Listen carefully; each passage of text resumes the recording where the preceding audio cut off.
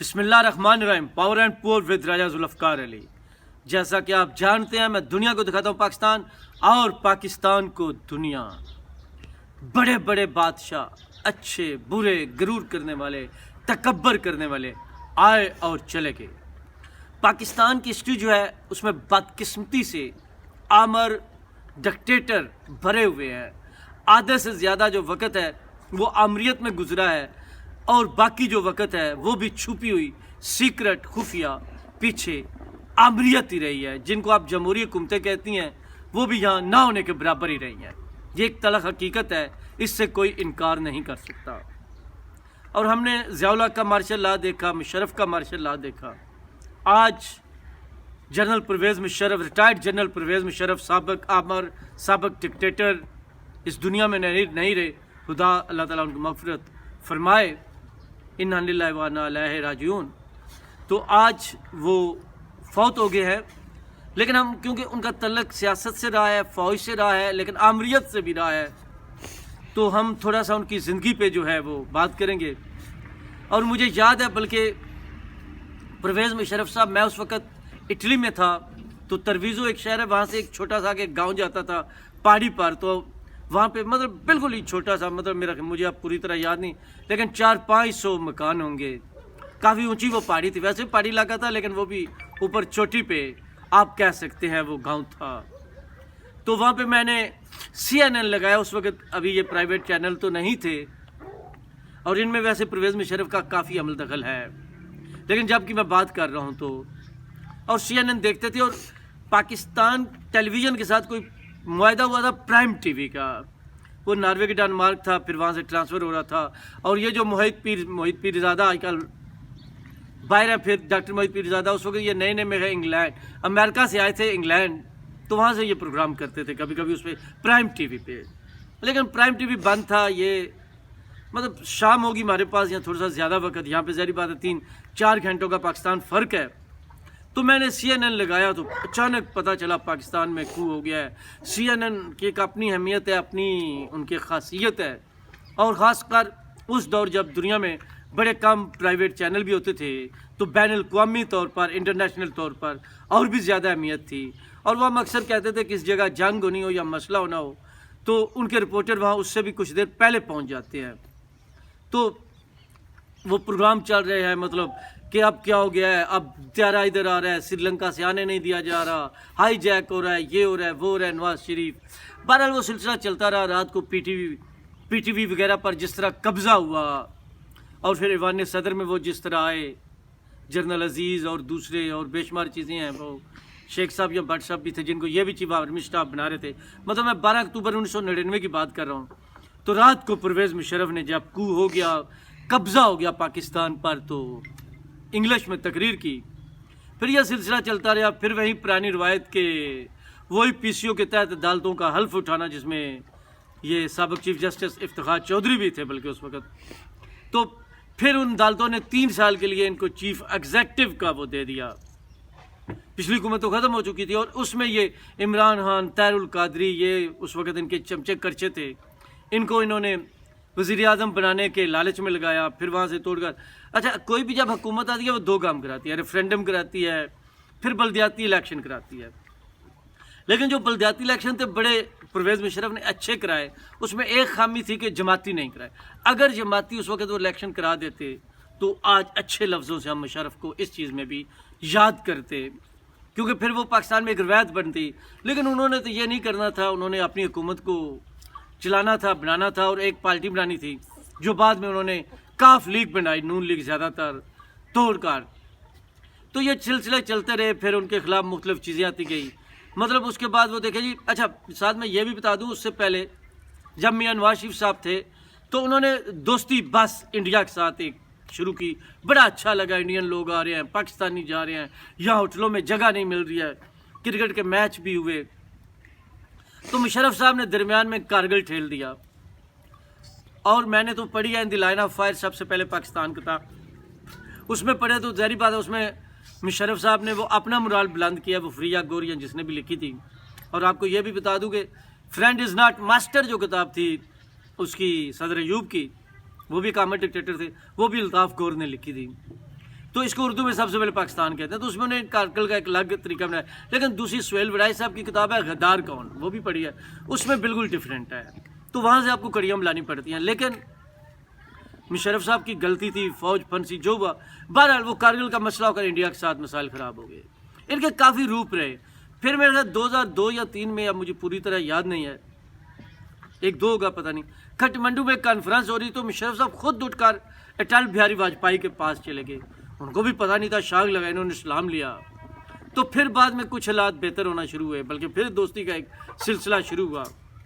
تو یہ ہماری اسٹیبلشمنٹ، فوج، سول، جب وہ چاہتے ہیں ان کی مرضی کے ساتھ کام ایسے بھی ہو جاتا ہے، ویسے بھی ہو جاتا ہے. پھر ایک وقت آیا جب انڈیا پہ اور باقی مسئلوں پہ کچھ یہ ایکشن لینے کے چکر میں تھے، تو فیصلہ کیا گیا ان کی چھٹی ہو. اور افتخار چودھری آتے ہیں، مجھے نہیں پتا اس وقت میاں منشا اور نہ جانے کون کون سے بڑے بڑے بزنس آئی تو کون یہ دولت سے بھرے ہوئے، انہوں نے بھی انویسٹ کیا. ہم بھی اس میں مطلب شامل ہو گئے. سچی بات ہے، ہم بھی آمریت کے خلاف تحریک تھی. مجھے یاد ہے اسپین میڈرڈ امبیسی کے سامنے ہم نے جو تقریریں کی، ان کے خلاف بولے، پتہ نہیں جو کچھ تھا. پھر یہاں سے آ کر اسلام آباد یہ سپریم کورٹ کے سامنے کھڑے ہوتے جاتے تھے. لاہور والے وہ اس میں جو ان کا مارچ تحریک چلی تھی وکلا بحالی کی، اس میں بھی شرکت کی.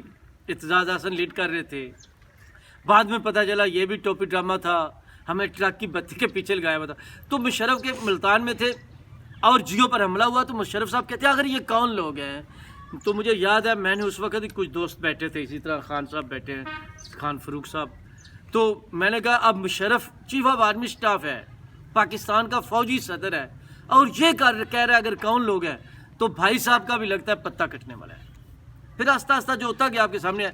لیکن مشرف صاحب نے کافی ایکشن لیے. مطلب ضیاء الحق نے جو دہشت گرد بنائے، تو انہوں نے امریکہ کے ساتھ جنگ مل کر لڑی اور ان کے خلاف کام کیا، جس سے کافی مسائل بھی پیدا ہوئے. لیکن وہ بھی ایک چیز تھی، یہ بھی ایک چیز تھی. روشن خیال پاکستانی انہوں نے کہا.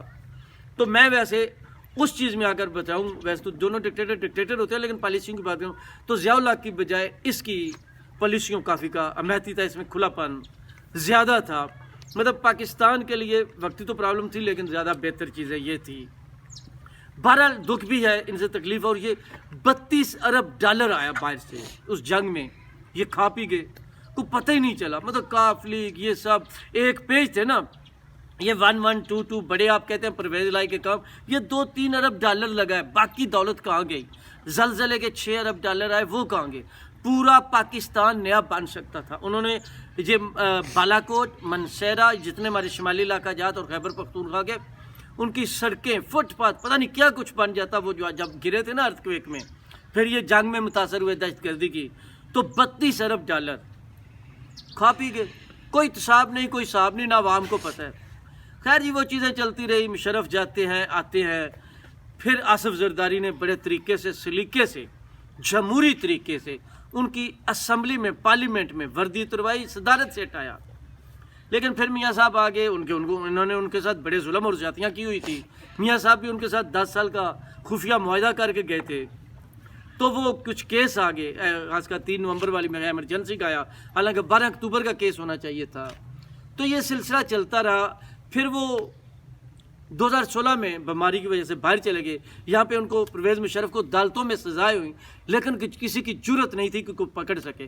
یہ عام آدمی میں اور ان بڑے لوگوں میں فرق ہے. خیر وہ سلسلہ چلتا رہا. تو یہ باہر نکل کے چودھری نثار اس وقت وزیر داخلہ تھے، اور کہنے والے کہتے ہیں ہم بھی، وہ ایک گاڑی سے آ رہا ہے، جا رہا ہے، میڈیا ادھر بھاگ رہا ہے، ادھر بھاگ رہا ہے، پتہ نہیں چلا. ہم نے بھی ٹیلی ویژن لگائے ہوئے ہیں. تو بعد میں پتہ چلتا ہے جی وہ تو جہاز میں بھی بیٹھ گیا.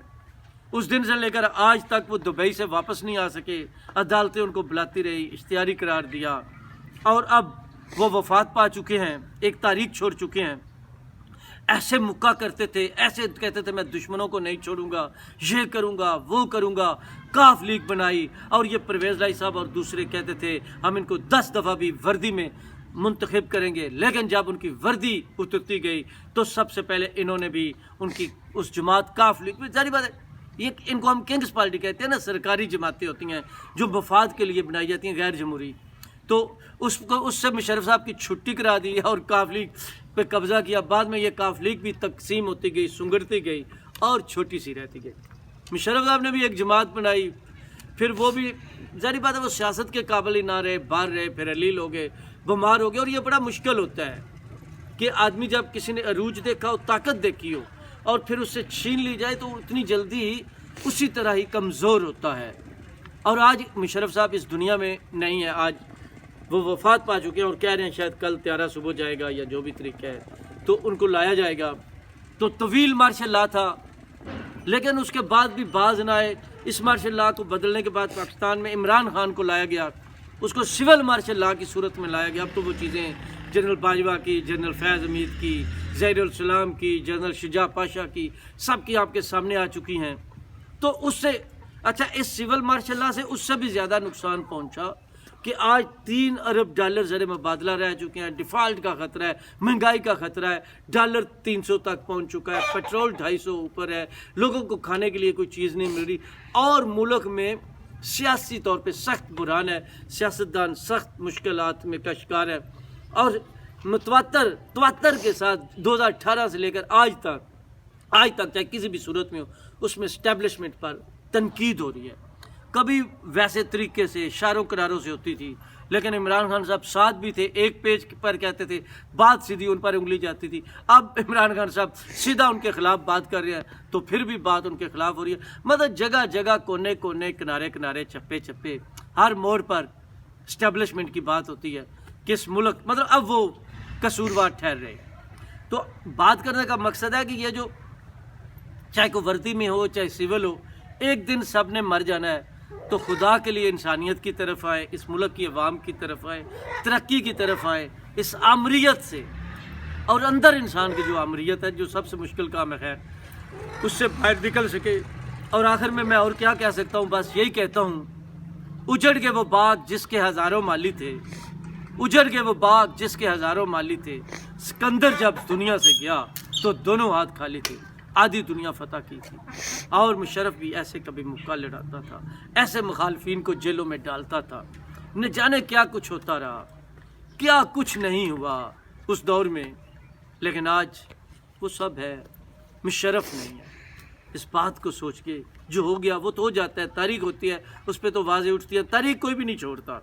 کتنے فرعون آیا، نہ جانے کون کچھ آیا، اس وقت شاید ان کے سامنے کوئی بول نہیں سکتا تھا، کیسی سزائیں ہوں گی، لیکن بعد میں آج تک ان کے خلاف بات ہوتی ہے۔